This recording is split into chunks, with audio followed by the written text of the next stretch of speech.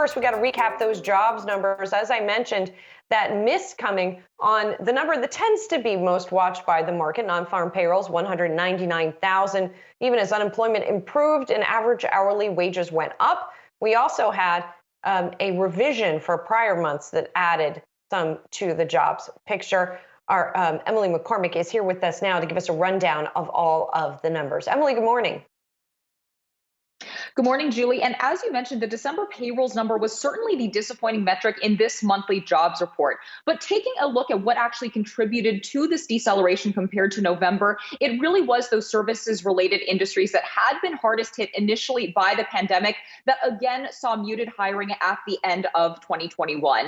Now, that was the big contributor to this headline slowdown. And diving into the numbers here, leisure and hospitality jobs rose by 53,000 in last month, rising compared to November's gain of 41,000. But again, that was well below the 211,000 payrolls that we saw added back of these industries in October. Now, other service-related industries also saw a deceleration in hiring in December. Transportation and warehousing jobs rose by just under 19,000 during the month after a gain of more than 42,000 in November. Professional and business services positions were up by 43,000 after a gain of 72,000 in the prior month.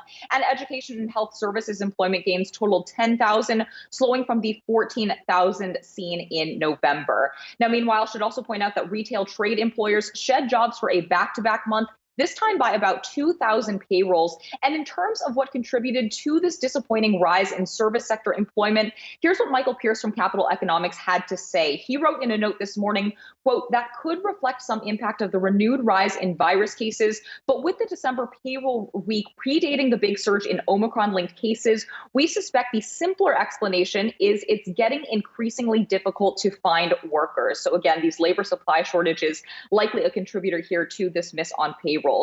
We should also note, though, that despite the disappointing miss on headline payrolls, other metrics within the report were as strong or stronger than economists were anticipating. And moreover, we did see that payroll increases for both October and November were upwardly revised. Now, the unemployment rate for December was improved and showed 3.9% for the month, the best level that we've seen since February 2020's 50-year low of 3.5%. And plus, the labor force participation rate was upwardly revised by a tick to 61.9% for November and held at this level in the final month of the year. So guys, overall, a mixed picture on the labor market out this morning. A big miss on that payrolls number, but beneath the surface, some other metrics did come in stronger than expected, guys. Emily, thanks. Appreciate it. And by the way, viewers, you can catch Emily this afternoon as well. She'll be anchoring our 3 to 5 p.m. programming. Emily, have a good one. We'll see you later.